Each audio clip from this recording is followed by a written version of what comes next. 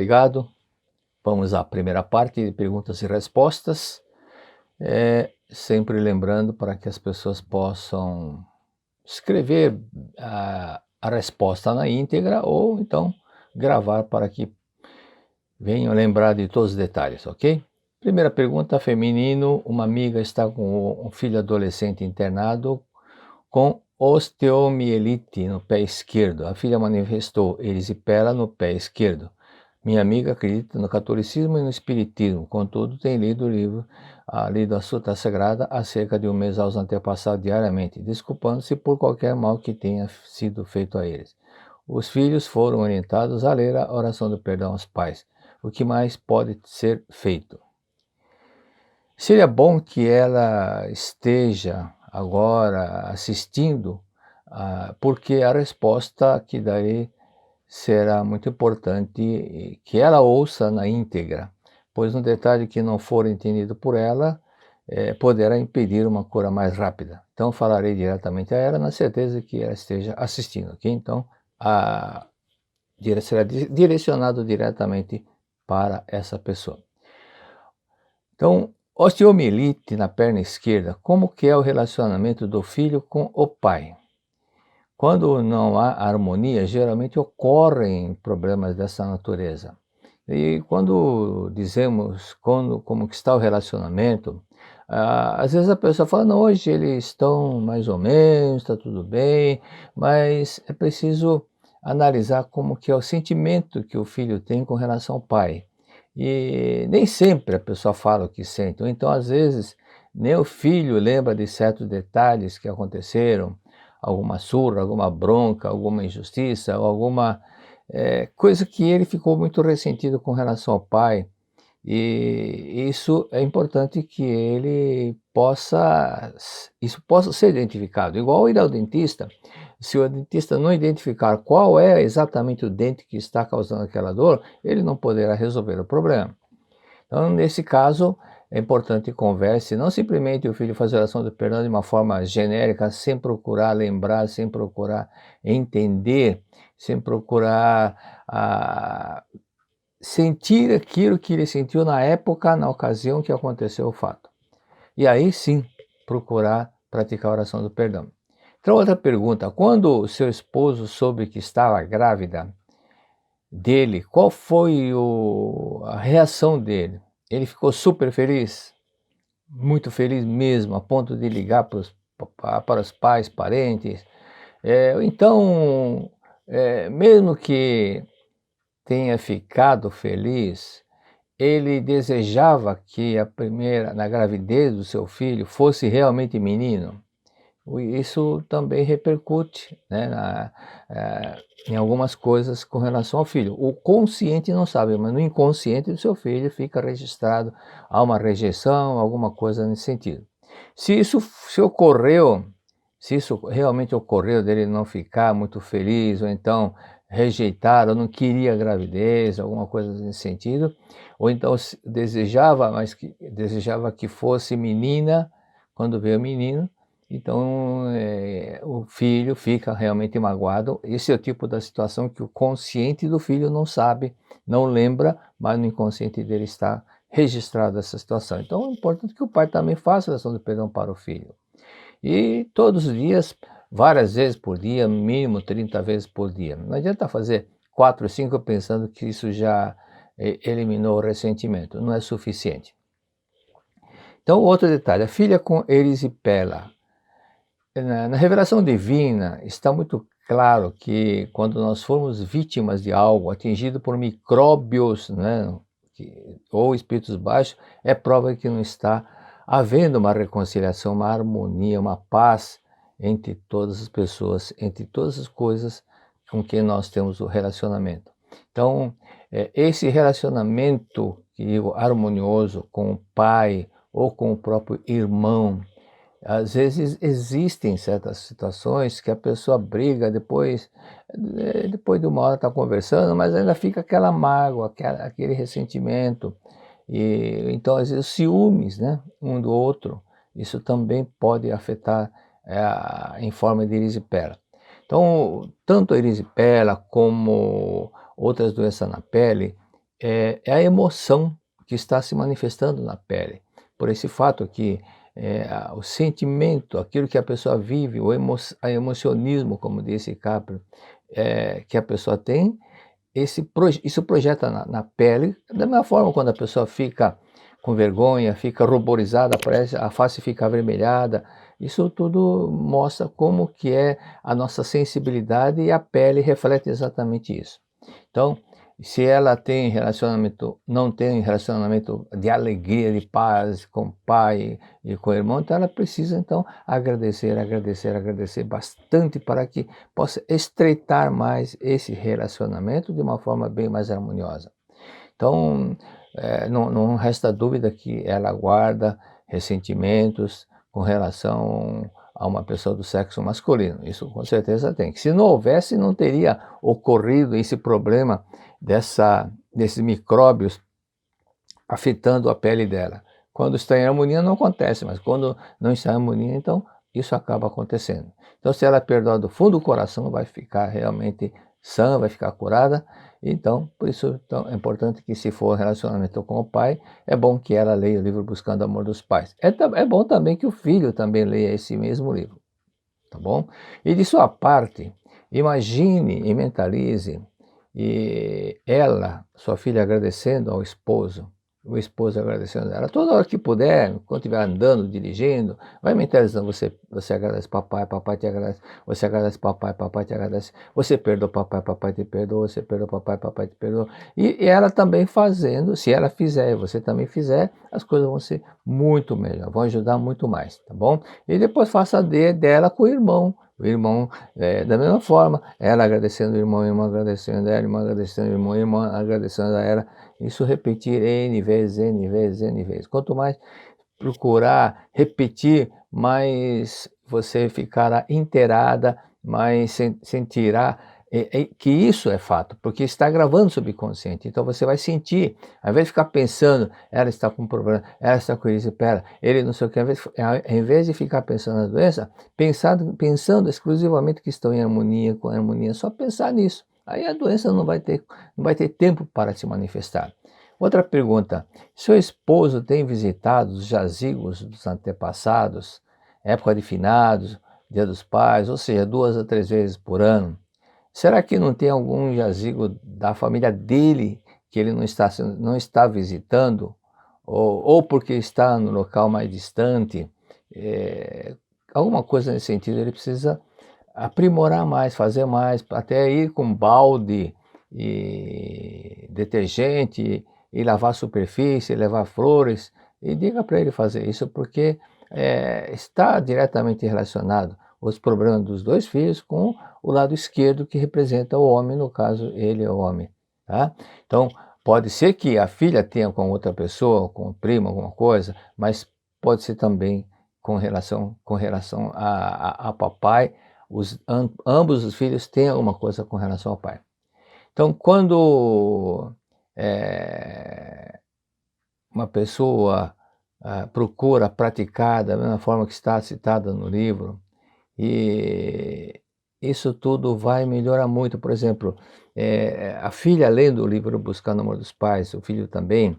Então, diga para ficar atento no momento em que o professor Camino Kusumoto atendia algum seminarista que queria falar, se dirigia a ele informando que ia se retirar do seminário, mas o seminário não tinha terminado ainda. Então o professor Camino perguntava, como era seminário destinado aos pais, mas você já agradeceu ao seu pai? E a pessoa falava, ainda não, mas eu sei que preciso agradecer. Mas você já agradeceu? Não, então vamos na sala de orações e vamos agradecer. E ele, professor Camino mesmo, iniciava, ele mesmo puxava a oração. Obrigado, papai, obrigado, papai, obrigado, papai. E era normal que, passado alguns 2, 3 minutos, o jovem que estava ao lado dele, ou atrás dele, começava a chorar convulsivamente. E lembrava de fato, certos fatos que tinham ocorrido, mas que estava segurando, não quis falar para o professor Camilo. E nisso acontecia aquele bem-estar, aquele problema que ela tinha, a doença desaparecia, e depois ela voltava para casa, se harmonizava com o pai, se o pai era alcoólatra, deixava de beber. Então, quando chegar nessas alguns casos assim, que o professor Camilo menciona no livro, peça para o filho também, ou a filha também fazer a mesma coisa, ficar pensando, papai, obrigado, papai, obrigado, papai, obrigado, papai, obrigado, papai, obrigado, papai. Então, veja que se eles fizerem isso, ocorrerá uma harmonia muito maior no seu lar, ok? Pergunta número 2. Feminino casada, vivo no exterior e assisto sempre às aulas do professor Heitor. Uso uma sonda jejunal gástrica do nariz até o intestino e me alimento somente por sonda. Sinto o corpo ressecando, muita pele perdendo cor e muita sede. Tenho diabetes. Meu pai falecido há 5 meses também teve. Sei que essa sede pode ser de meu pai precisando de água, mas não posso visitar o túmulo dele no Brasil. Após o falecimento do meu pai, todos os meus familiares do Brasil se afastaram de mim e da minha família e tive crise de síndrome de pânico. Estou em tratamento com psiquiatra, não fui ao velório do meu pai devido a forte estresse emocional. Assisti via FaceTime e foi a pior sensação que vivi. Sinto uma culpa enorme, mas agradeço todos os dias ao meu pai e peço-lhe perdão por não ter tido a chance de dar adeus ao corpo que ele usou aqui na face da terra. Eu peso 40 quilos, emagreci 5 quilos devido ao estresse. Preciso ser internado e receber alimentação via veia no pescoço. Sofro com uma doença com o afastamento da minha família. Agradeço muito a orientação. Então aqui mencionando que senti muita sede e tenho diabetes. E meu pai, falecido há 5 meses, também teve. Então, o que você mencionou aqui, uma parte pode estar certa, uma parte não. Tá? Então, você disse que a sede que você tem é devido... sei que essa sede pode ser do meu pai falecido precisando de água. Mas não é só seu pai, não. Porque se o seu pai teve diabetes, a sede é em relação a algum antepassado por parte do seu pai que estava com diabetes, ou seja, estava com sede, por isso que seu pai tinha diabetes. Então, o antepassado do seu pai já estava com diabetes, ou seja, estava com sede, por isso que seu pai estava com diabetes. Então, esse problema, na realidade, da sede, não é somente do seu pai, era do seu pai, mas também dos antepassados do seu pai. Então, vamos aos detalhes. Primeiro detalhe, não basta ouvir o que eu vou dizer, mas pratique disciplinadamente o que eu explicarei. Aí a cura vai acontecer, então essa cura vai depender de você praticar assiduamente. Mesmo que não tenha ido ao velório, Deus sempre nos dá uma solução. Então, ore para o seu pai 21 dias. 21 dias, exclusivamente 21 dias. Depois que terminar esses 21 dias, faça novamente mais 21 dias para ele. Então, faça 21 dias somente para o seu pai, evoque o nome dele. Se você não tiver oratório, coloque uma toalhinha branca e nessa toalhinha coloque um copo d'água. Com certeza a água assim não vai desaparecer, mas o fato de oferecer isso vai saciar a sede que o seu pai tem. E ele vai se sentir muito feliz por você estar dando essa atenção especial. Evoque o nome dele e peça perdão por tudo que aconteceu. E pratique a oração do perdão. E na hora que praticar, diga: papai, eu te perdoei, o Senhor me perdoou. Sinta, fale sentindo que está a oração que você está fazendo. Eu lhe perdoei, o Senhor me perdoou. Então sinta que está sendo perdoada pelo papai. E em seguida leia a chuva de néctar da verdade. Mas essa oração do perdão, pratique umas 30 vezes, depois faça a oração do perdão. Depois, assim que terminar, diga: agora papai, regresse para o mundo espiritual.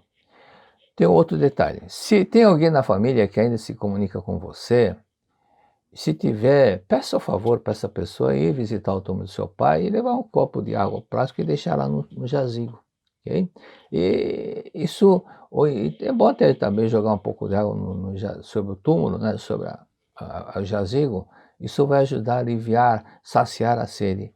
E se nesse jazigo que está enterrado seu pai, houver outros antepassados da parte dele também enterrados, estiverem enterrados lá, isso também é muito bom, que jogue água no túmulo e deixe o copo d'água para eles, tá bom? Outro detalhe, durante 15 dias, agradeça a cada pessoa da família que você se afastou e agradeça 10 minutos, agradeça 10 minutos e faça 10 minutos oração do perdão, ou seja, 10 minutos reserve para fazer oração do perdão, para um por um, não adianta fazer coletivamente, fulano, a todos vocês, isso não adianta. Então você, fulano, oração do perdão 10 vezes, 10 minutos e depois 10 minutos de agradecimento. Então faça assim, se forem muitas pessoas, então faça um grupo, divida em grupos, então o grupo A é fulano, fulano, fulano, fulano, aí faça para cada um 10 minutos e oração do perdão e agradecimento, cada um 10 minutos de oração do perdão e agradecimento. Depois que você agradecer 15 dias para esse grupo A, e faça para o grupo B, um por um para cada pessoa. Então, repetindo, oração coletiva não funciona. Não funciona porque você tem que pensar um por um e pessoa por pessoa. É assim que o subconsciente gravou. O subconsciente não gravou por atacado, não. Você sabe quais são as pessoas, então grave, faça oração um por um, tá ok?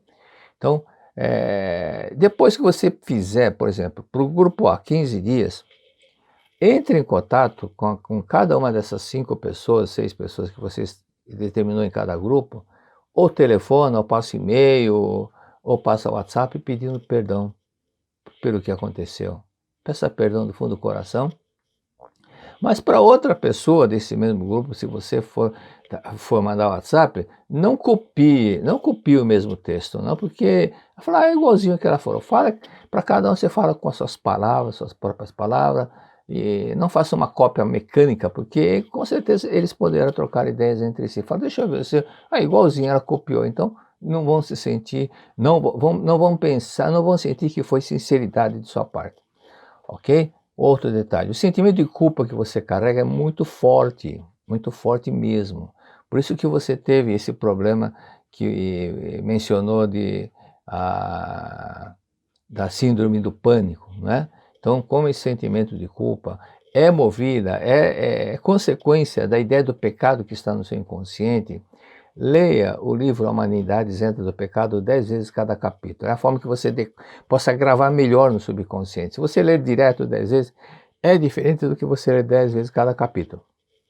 A tabuada ninguém aprendeu fazendo todos os dias a tabuada do 2, 3, 4, não, todos os dias a pessoa, cada dia ela fez o 2 várias vezes, depois que decorou do 2 passou para a tabuada do 3, depois da tabuada do 4, é assim que o subconsciente registra. Então, 10 vezes cada capítulo, isso vai fazer com que você possa entender e registrar melhor.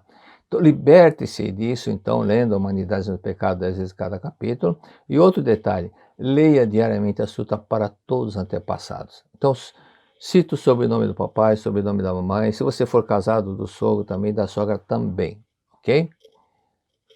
Pratique isso. Muito obrigado. Pergunta número 3. Feminino, casada, leio diariamente a Sutra Sagrada todos os dias para os meus antepassados, das 8 horas, às 8 horas chuva de néctar e às 18 horas palavras do anjo. Mas às vezes atraso alguns minutos e fico preocupada pensando que a leitura não surtirá efeito.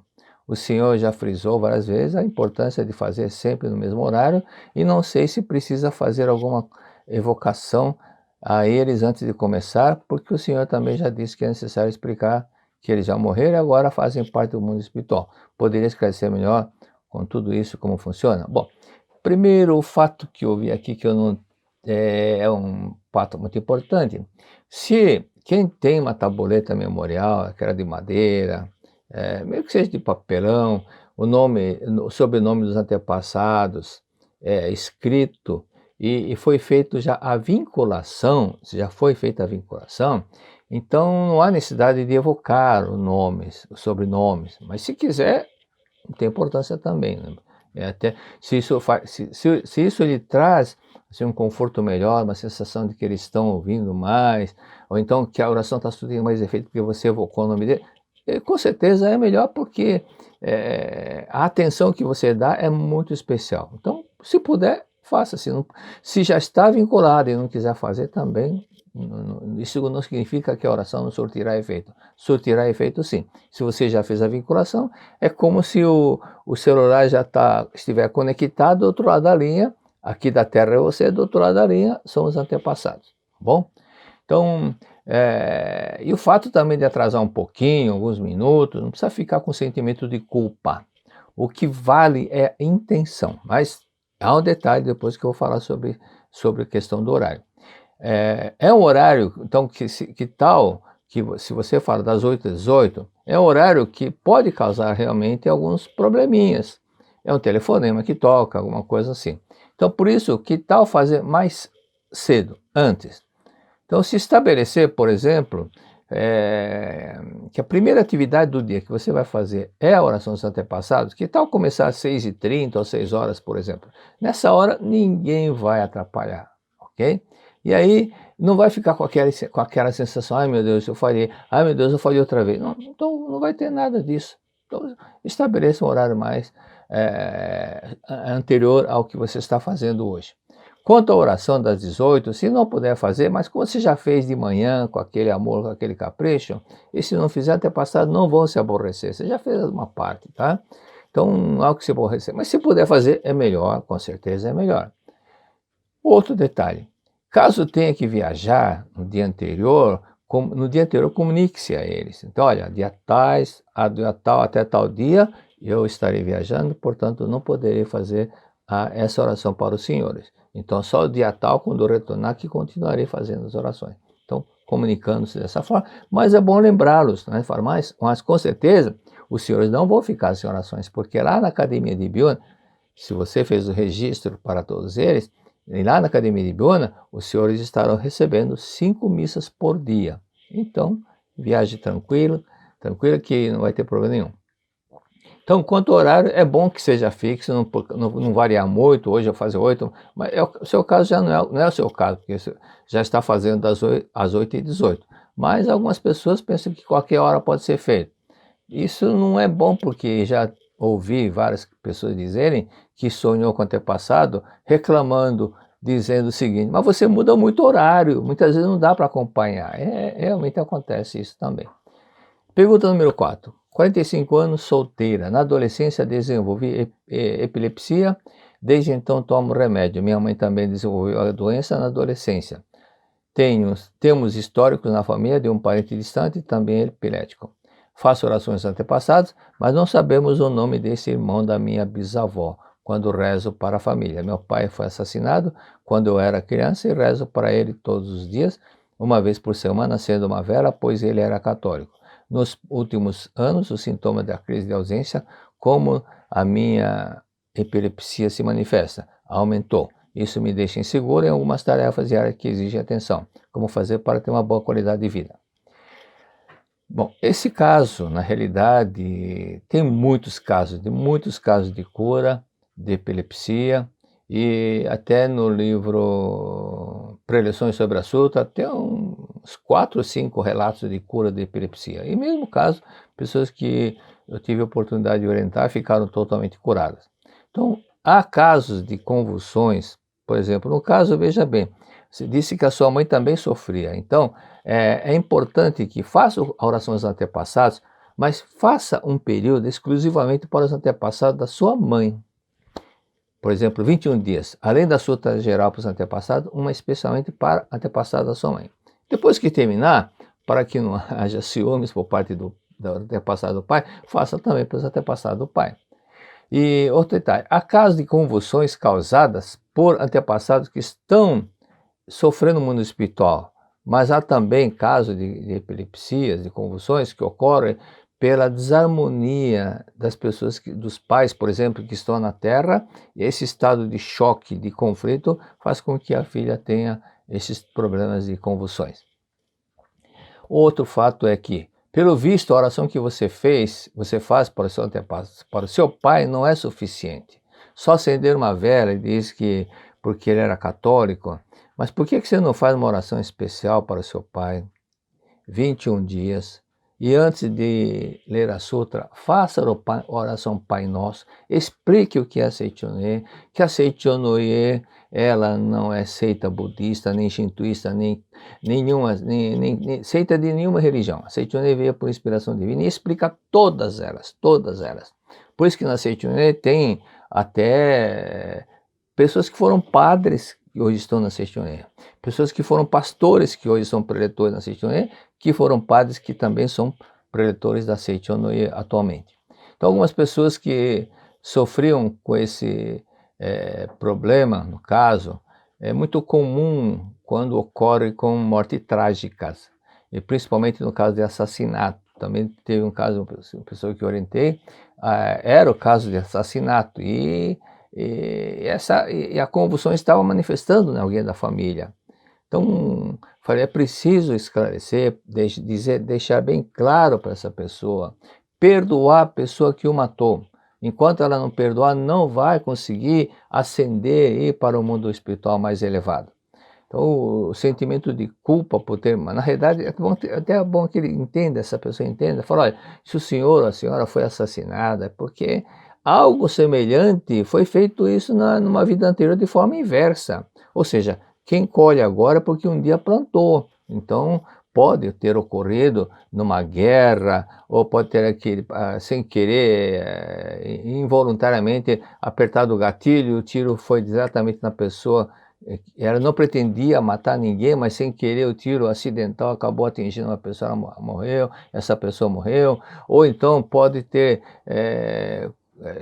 a pessoa pode ter sido médico e ter receitado um remédio que não era o devido, e a pessoa acabou falecendo. Ou seja, alguma coisa com certeza aconteceu, e aquele sentimento de culpa de ter matado alguém ficou muito forte. Então nessa vida, nessa última vida, a pessoa acabou sendo vítima de um assassinato. Então, as pessoas entendendo que é a lei do karma, fica muito mais fácil perdoar a pessoa que causou esse mal. Então, nesse caso, perdoar a pessoa que o matou.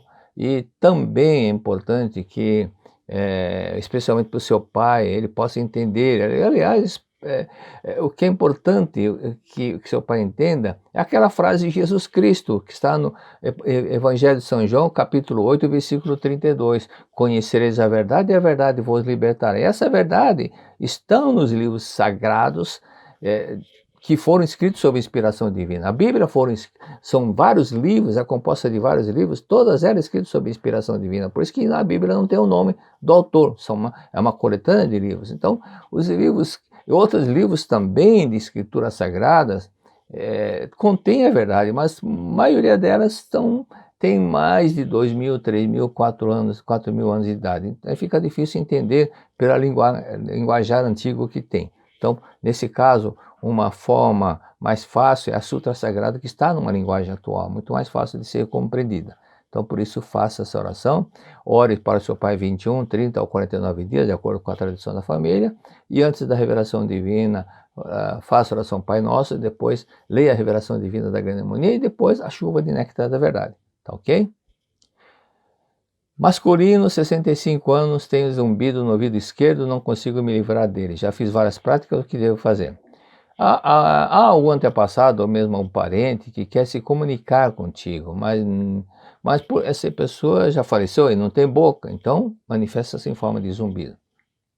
Algumas pessoas tinham zumbido, e em alguns casos era o pai querendo falar do jazigo dele, que estava prestes a ser demolido por falta de pagamento da taxa do cemitério. Então estavam falando de zumbido. A pessoa foi no cemitério e realmente a escavadeira estava para derrubar. Então, outros casos de zumbido também, uma pessoa que eu orientei também de outro estado, e eu falei, seu avô quer falar com você, mas não precisa falar com ele. Faça uma oração para ele, especialmente leia a sutra para ele, exclusivamente em 21, 30 ou 49 dias. Ela fez 49 dias e quando terminou, o zumbido desapareceu. Lembrando que essa pessoa tinha feito a cirurgia nos Estados Unidos, cirurgia no cérebro, para acabar com o zumbido não acabou. Não sarou por quê? Porque o problema era espiritual. Então faça isso, leia várias vezes a pessoa leia várias vezes, 21, 30, 49 dias, para uma pessoa que apareceu em sonho, ou você já sonhou, de vez em quando pensa nessa pessoa, então com certeza é uma comunicação que ela quer fazer com você, tá ok? E outro detalhe, não esquecer de visitar o jazigo dos antepassados, lembrando sempre que não são todos os antepassados que ficam no cemitério, somente aqueles espíritos de cor vermelha que reencarnaram somente 3 ou 4 vezes e ainda tem muito apego ao corpo carnal, são esses espíritos que são de cor avermelhada que ficam no cemitério. Por isso que é bom visitar os jazigos dos antepassados, lavar, levar flores. E diariamente não deixe de ler a suta para todos os antepassados. Por parte do pai, da mãe, do sogro e da sogra. Muito obrigado.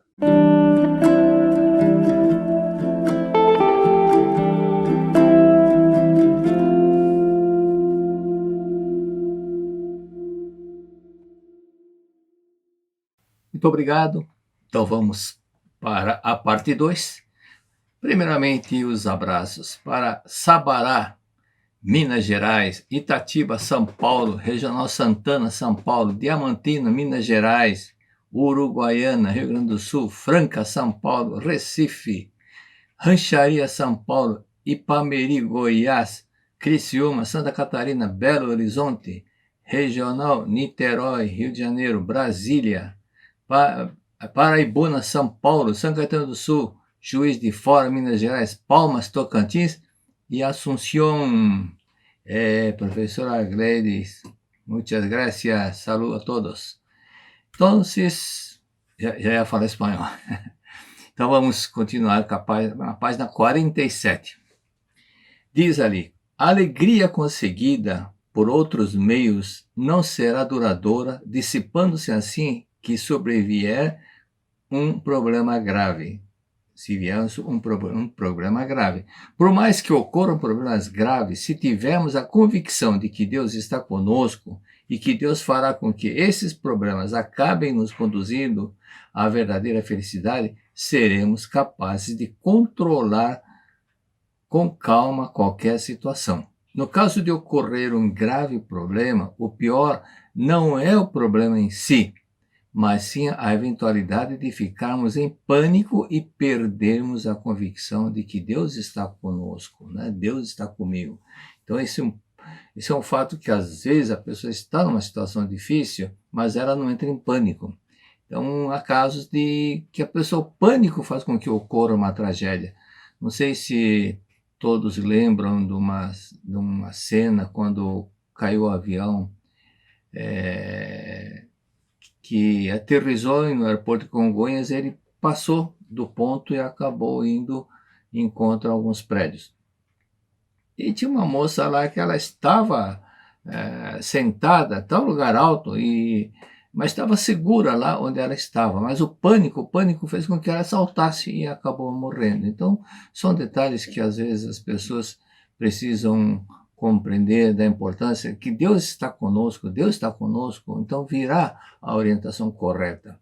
Um dos fatos que ocorreu quando o mestre tinha alugado uma casa e ele estava no segundo andar quando ocorreu o terremoto. Então ele desceu as escadarias correndo e nisso ele perguntou para a esquerda ou para a direita. Aí veio a intuição, para a esquerda. Se ele tivesse seguido o caminho que não fosse da intuição, ele teria morrido, porque as pessoas que dirigiram para o lado oposto acabaram morrendo com o terremoto. Então, nessas horas, estando com Deus, estando em mente que está com Deus, virá a intuição, a orientação correta, desde que nós estejamos em paz, desde que nós estejamos com a verdade, praticando sempre a verdade. Livro Preleções sobre a Sutra Sagrada, páginas 74 e 76. O preletor da Centro Internacional no Naka trabalhava na Manchúria. Houve um período que a Manchúria, o Japão tinha tomado posse numa guerra que havia feito anteriormente. Então, ali havia uma empresa japonesa onde ele trabalhava.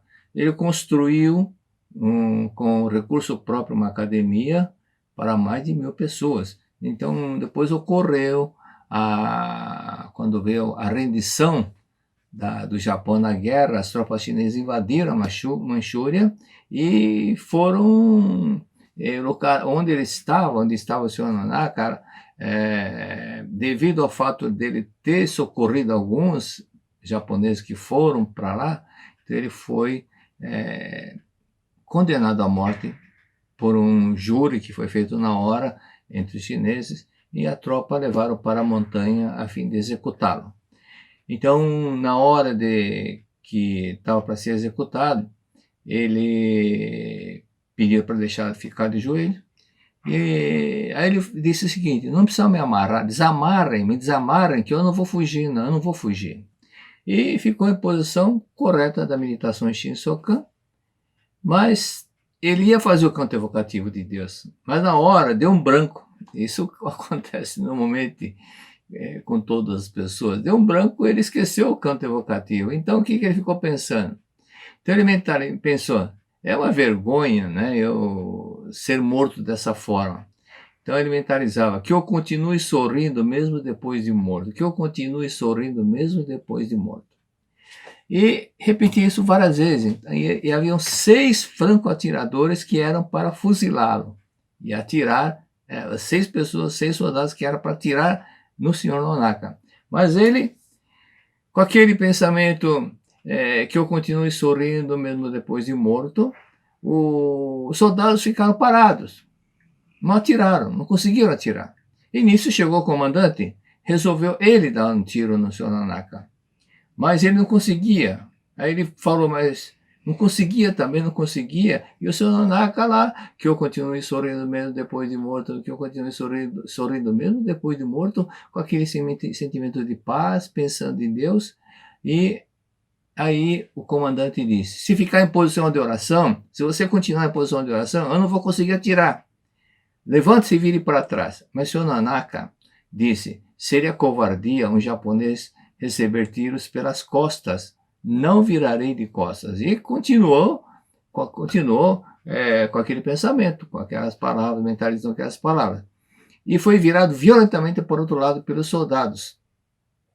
Ele se sentou de costas e continuou orando, que eu continue sorrindo, mesmo depois de morto, até que chegou um momento que o comandante disse: jamais vi algo estranho, jamais ouvi um homem tão estranho dessa forma. Por mais que eu queira dar ordem de atirar, eu não consigo. E também não consigo matar.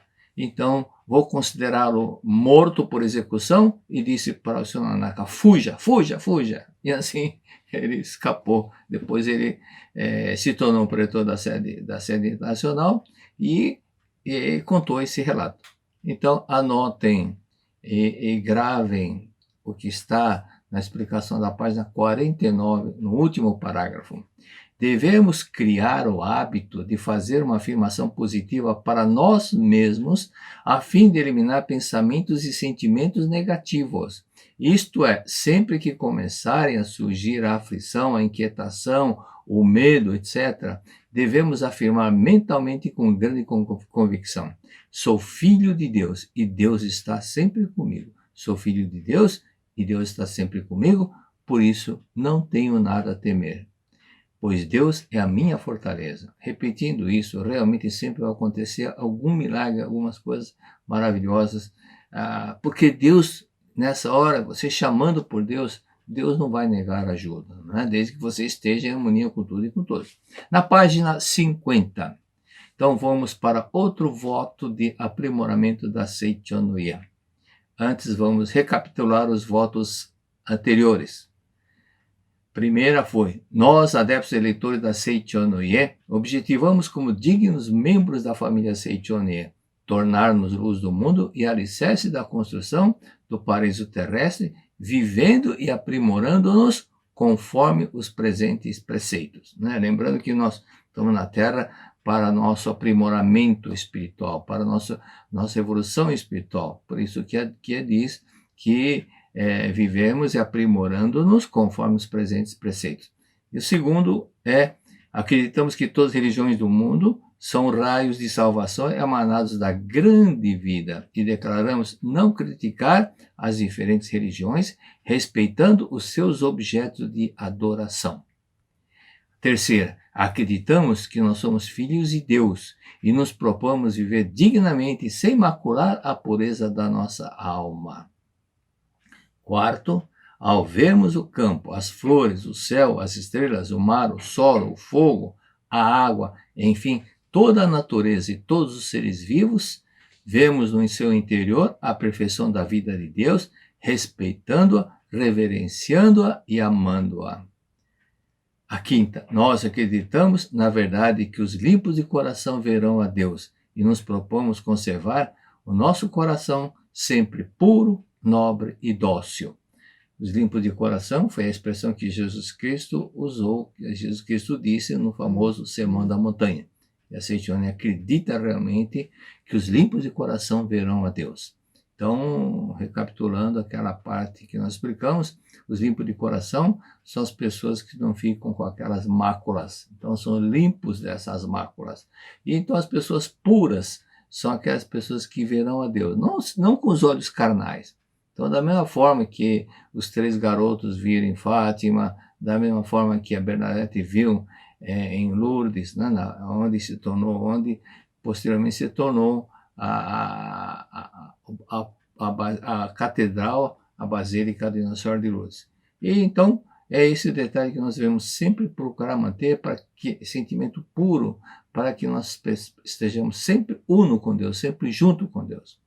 Nós que conhecemos a lei da mente, segundo a qual o semelhante se atrai, jamais pensaremos em coisas indesejáveis. Jamais pensar em coisas indesejáveis, porque nós sabemos que, pela lei da mente, aquilo que nós tivemos em mente vai aparecer. Então, jamais pensar em coisas indesejáveis. Então, vamos para o 9º voto, página 50, da Verdade da Vida, volume 28. Mesmo que tropecemos em algum obstáculo, não nos lamentamos. Levantamos-nos imediatamente e voltamos a nossa mente para a luz. É muito comum te ver assim, documentários norte-americanos, pessoas quando faz alguma coisa indevida, ela já fala aquele palavrão que eu não posso falar, e isso é muito comum entre eles. E outros falam, ô desgraça, ô desgraça. Não precisa ficar xingando. Não precisa ficar se lamentando, certo? Então, mesmo que tropece, levantemos-nos imediatamente e voltamos a nossa mente para Deus, para a luz. E Confúcio disse, a honra não consiste em não cair nunca, mas em levantar cada vez que se cai. Levantar sempre que cair é melhor, nisso consiste a honra. Não consiste em não cair nunca. Cair ter um problema, fracassar alguma coisa, errar, isso é comum, né? Comum aqui na fase do ser humano, é comum acontecer. É assim que nós vamos aprendendo. A criança cai, é assim que ela vai aprendendo a se levantar e andar também. Então, a honra não consiste em não cair nunca, mas em se levantar cada vez que se cai. Então, a honra é levantar e ir à frente. Pouco se aprende com a vitória, mas muito com a derrota, é um provérbio japonês. Então, às vezes, a pessoa na euforia, ele não faz uma autoanálise, mas na derrota as pessoas fazem autoanálise. Por isso que pouco se aprende com a vitória, mas muito com a derrota. E também, da mesma forma, no momentos de crise que nós criamos coisas novas. São nos momentos de crise que surgem ideias e sempre alternativas melhores. Nós saímos da mesmice, nós saímos do comodismo quando acontece uma coisa diferente. E outro provérbio japonês que diz, se caíres 7 vezes, levanta-te 8. Levanta-te 8 e vai em frente. E a nossa brasileira levanta, sacode a poeira e dá a volta por cima. Né? Então é isso na fato que nós devemos ter sempre em mente isso, para que nós estejamos sempre automotivados para ir avante. Na página 52, primeiro parágrafo. Portanto, sempre que sobrevier uma adversidade, devemos encará-la com sorriso e pensamento positivo. Assim é o modo de viver da Seitione. O sorriso acompanhado de pensamento positivo acende a luz dentro de nós, fazendo-nos suportar com mais facilidade os sofrimentos, reavivando a esperança, incitando a coragem e conduzindo-nos para uma vida radiosa. Então, esse é um detalhe de encarar com sorriso, com otimismo e pensamento positivo, e nada de cair naquele sentimentalismo de sou fracassado, não sei o quê, depois a pessoa não se perdoa e fica só ruminando, mastigando aquela derrota e daqui a pouco ela está entrando em depressão e não sabe por quê. Porque ficou mergulhando numa coisa que não deveria. Então, levanta, sacode a poeira e volta e dá a volta por cima. Então, repetindo, sempre que sobrevier uma adversidade, devemos encará-la com sorriso e pensamento positivo. Assim é o modo de viver da Seichonen. Você tem duas opções, ou positivo ou negativo. Para que vai ficar com o pensamento negativo? Então pense com o pensamento positivo. O sorriso acompanhado do pensamento positivo acende a luz dentro de nós, fazendo-nos suportar com facilidade os sofrimentos e reavivando a esperança, incitando a coragem e conduzindo-nos para uma vida radiosa. Da mesma forma, tem que tomar vacina, por que vai fazer cara feia, por que vai fazer drama? Então, agradeça pelo fato de ter essa oportunidade de tomar a vacina, não é verdade? Então, eu já tomei as duas, então, tranquilamente, nunca senti nada, eu fico pensando, não vai doer, não vai doer, não, realmente não dói. Mesmo o fato que aconteceu há 35 anos, no dentista, que era um amigo meu, aí um dia ele me disse, Heitor, eu sei quando dói, quando não dói, mas quando eu aperto com o aparelho de determinado lugar, você não faz cara feia. Você não sente dor? Aí eu falei para ele, olha, Chico, quando estou a caminho, eu vou mentalizando. Na hora não vou sentir dor, na hora não vou sentir dor, na hora não vou sentir dor. Então eu jogo essa informação para o meu subconsciente. E realmente acabo não sentindo tanta dor como os outros sentem. Então sente uma coisinha de nada, mas não daquela forma. Se a pessoa ficar pensando, ai, vai doer, é que dói mesmo, é que vai sentir muito mais uma dor multiplicada. É a sensação que vai se multiplicar. Ok? Então o dono do carro era...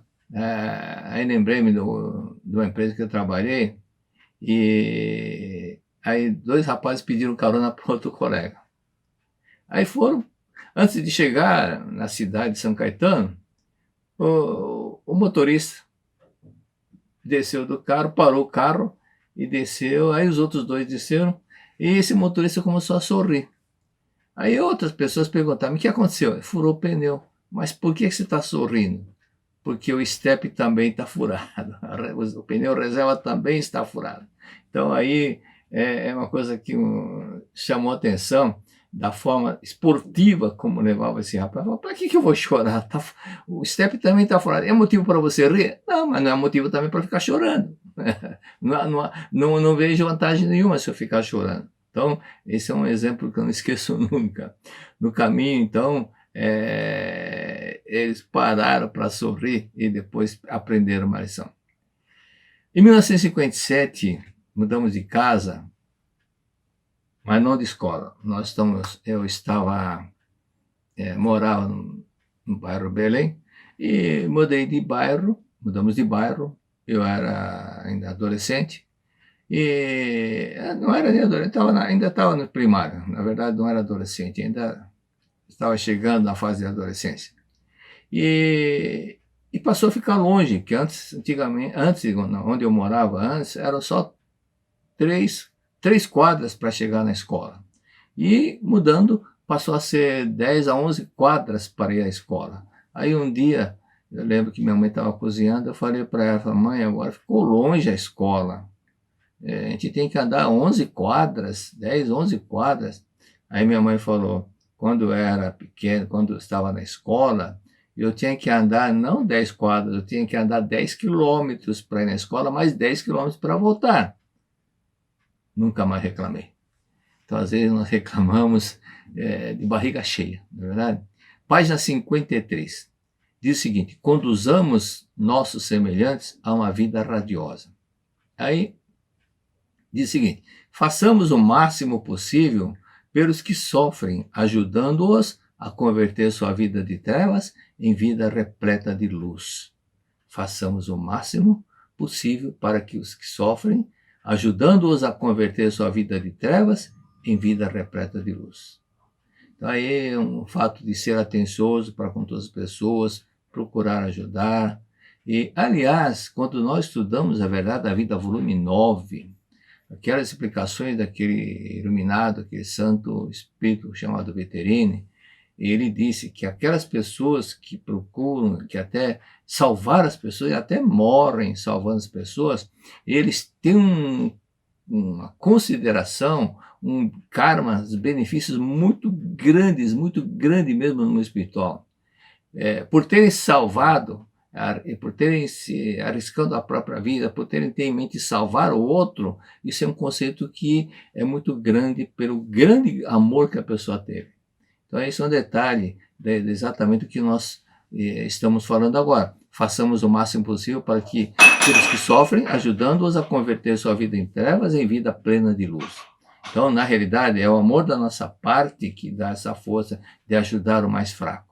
Em outras palavras, o mesmo Sataniguti escreveu na primeira linha da página: não devemos nos dar por satisfeitos somente com a consecução da nossa própria felicidade. Não podemos dar satisfeitos só porque nós fizemos a nossa parte e estamos tudo bem, mas sim de fazer com que a nossa felicidade se estenda a outras pessoas também, compartilhar essa felicidade. Então, eu lembro muitas vezes relatos da Academia de Biona, até lembro na década de 70, na ocasião eu era responsável da regional ABC, e aí uma senhora fez uma palavra de decisão no final do seminário e disse: eu moro em São Bernardo, quando eu regressar à minha cidade, eu vou abrir uma associação local. Então eu lembro disso, e justamente como era responsável, muitas pessoas que eram meus braços direitos foram falar com essa senhora, né? A senhora não é simplesmente abrir, nós temos que, a senhora precisa receber um treinamento, precisa entrar conosco. E ela descobriu que havia uma associação da Citonê na rua paralela à rua que ela mora, na quadra de trás. Mas ela não sabia que existia. Então, aí ela acabou passou a frequentar essa associação local. Então, vamos salvar o primeiro parágrafo da página 56. Salvar o próximo não é proceder como um homem rico que displicentemente distribui dinheiro aos pobres. Para salvar verdadeiramente o próximo, é preciso ajudá-lo com verdadeira bondade e sabedoria. Ajudar os outros não consiste simplesmente em distribuir sem nenhuma ponderação o dinheiro ganho na loteria. Então, simplesmente dar, pensando que está ajudando, às vezes prejudica a pessoa fica acomodada e não faz o que tem que fazer. Não é? Então, um fato que lembrei de um caso de um pretor que estava no Farol, e falou: São Paulo, quando fora prolongado, vem as pessoas vendendo e pedindo esmola.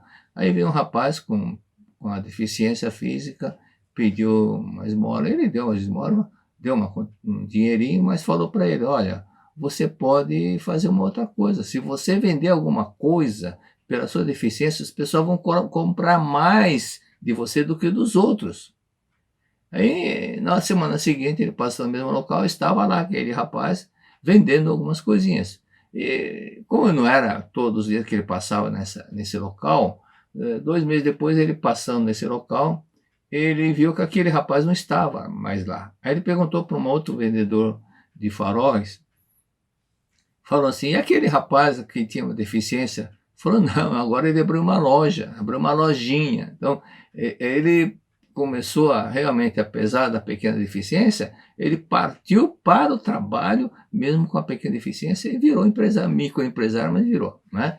Então, o caso de ajudar sem ter assim, uma ponderação, sem ter sabedoria, simplesmente com amor, sem sabedoria, um amor cego, isso acaba até prejudicando. Então, eu lembrei do caso que aconteceu, está num dos livros da Verdade da Vida, o caso de uma enfermeira aqui no Japão. Ela juntava o dinheiro o ano todo. Quando chegava ao final do ano, ela ia nos locais bem pobres, tipo favela aqui, e distribuía o dinheiro. Só que um dia quase que ela foi linchada pelos próprios moradores, porque queriam mais dinheiro, ela não tinha mais. Então, é o tipo do amor sem sabedoria. Então, preciso, muitas vezes, ensinar a pescar do que dar o peixe, né? Da mesma forma, muitas pessoas queriam que eu arrumasse emprego e eu deixava aí claro: olha, eu não vou correr atrás de emprego para procurar emprego para você. Eu vou te ensinar como você deve proceder, as práticas que você deve executar para que possa conseguir o emprego, mas não simplesmente dar de mão beijada. Então, as pessoas não vão aprender nunca dessa forma. Pessoas que só querem receber e não procuram se esforçar sempre estarão em dificuldades por querer tudo na mão, né? Isso me faz lembrar uma velha história cômica, né? Um homem rico parando o carro diante de um senhor que estava sentado, uma cadeira de madeira na calçada. Aí ele perguntou: moço, aqui dá feijão? Aí eu, xiii, aqui não dá não, imagine.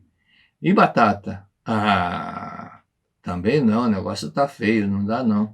E arroz? Também não. Ele falou: bom, eu ia comprar uma fazenda para plantar, então vou embora. Ele falou: não, moço, plantando dá, plantando dá. Então, um tipo de negócio que as pessoas muitas vezes não querem fazer o mínimo esforço, né? Lembrando que o título desse capítulo é Conduzamos Nossos Semelhantes a uma Vida Radiosa. E na página 58, no primeiro parágrafo, diz o seguinte: cada pessoa possui uma atmosfera peculiar. Essa atmosfera peculiar é a vibração de acordo com o pensamento e sentimento da pessoa. Então, ela vibra. É isso que também forma uma aura, de acordo com a vibração mental, de acordo com a atmosfera, a aura também varia de cor conforme o pensamento, conforme o sentimento. Os leitores devem conhecer pessoas que transmitem uma atmosfera agressiva, opressiva, deprimente ou constrangedora a todos que dela se aproximam. Por outro lado, devem conhecer também pessoas que transmitem uma sensação de paz e bem-estar a todos que dela se aproximam, permitindo que elas tenham vontade de confiar-lhes os problemas e encontrem acolhida em seus braços. As primeiras não alcançam êxito, e os que quer que façam, o que quer que façam, da mesma forma não conseguem nada. E a segunda obtém sucesso em tudo que fazem. Então vamos resumir. Não alcançam êxito as pessoas que têm atmosfera agressiva, opressiva, deprimente, constrangedora. Então, as pessoas que são desse temperamento muito agressivo, as pessoas não se sentem à vontade. Consequentemente, também não sentem a vontade de ajudá-lo quando necessita. Por quê? Porque já tem um temperamento muito agressivo. E alcançam o êxito as pessoas que transmitem uma sensação de paz e bem-estar a todos que delas se aproximam, permitindo que elas tenham vontade de confiar nos problemas. Então, pela serenidade, pela paz, as pessoas ficam à vontade, sentem-se à vontade, né? Ficam à vontade, ficam sentindo aquela atmosfera de paz, captando aquela vibração mental da pessoa. Então, eu lembrei dos Estados Unidos, na época no século XIX, tiveram grandes empresários. Na época que Andrew Carnegie, Thomas Edison, também teve Rockefeller, Scott, e justamente eu ia falar agora do Scott e do Rockefeller. O Thomas Scott era dono de uma ferrovia da Pensilvânia, e o outro era o John Davison Rockefeller, dono da Standard Oil. Então, e nisso, na época, a ferrovia era o meio de transporte mais... Era coqueluche, era moda, era tudo, era mais eficaz, mais eficiente também. E Scott tinha aquele temperamento um tanto de poucos amigos, tomava decisão procurava só objetivar ganhar dinheiro, e começou a travar uma luta, né, econômica com o Rockefeller. Então, o transporte do petróleo, que era o caso que estava iniciando nos Estados Unidos, do Rockefeller, dependia muito da via férrea. Mas o custo era muito alto, porque a tarifa que ele estava cobrando era muito alta. E nisso, tentando baixar, tentando negociar, mas o Scott era irredutível. Então, diante disso, começou a sair uma intriga, e o Rockefeller, vendo que o custo final do produto ia ficar muito, muito caro e não podia mais ficar na dependência da ferrovia, então ele fez um oleoduto. E com isso, quem entrou em crise econômica foi Scott devido à sua ganância. E Rockefeller era totalmente oposto à personalidade do Scott. Enquanto Scott falava gritando, o Rockefeller sempre tranquilo, sempre em paz, e sempre ganhava alguma negociação, porque ele não ficava berrando, gritando, fazendo de uma forma intempestiva como fazia o Scott. E conseguiu com isso, não somente nessa parte do petróleo, mas também ele se tornou depois o homem mais rico dos Estados Unidos. E lembrando ali do karma, que diz a causa e efeito para os outros, que não é, para algumas pessoas que pensam que é mera teoria, mas não é. Tá? Então, na página 59, primeiro parágrafo, diz o seguinte: aquele que vivifica os outros é vivificado, Aquele que destrói os outros também é destruído. Aquele que julga os outros é julgado também. E no parágrafo seguinte vem um conselho. Se você tem a tendência de ser uma pessoa fria e de senso crítico muito aguçado, faça o máximo esforço para se tornar uma pessoa calorosa, afável. Procure sempre descobrir as qualidades dos outros e proferir palavras carinhosas e gentis. Verá como tudo ao seu redor se tornará radioso. Aqueles que o tratam friamente passaram a tratá-lo com afeto. Os familiares que eram rebeldes se tornaram dóceis. E o lar onde predominava uma atmosfera fria e deprimente se tornará repleto de atmosfera acolhedora e reconfortante que atrai a prosperidade. Muito obrigado.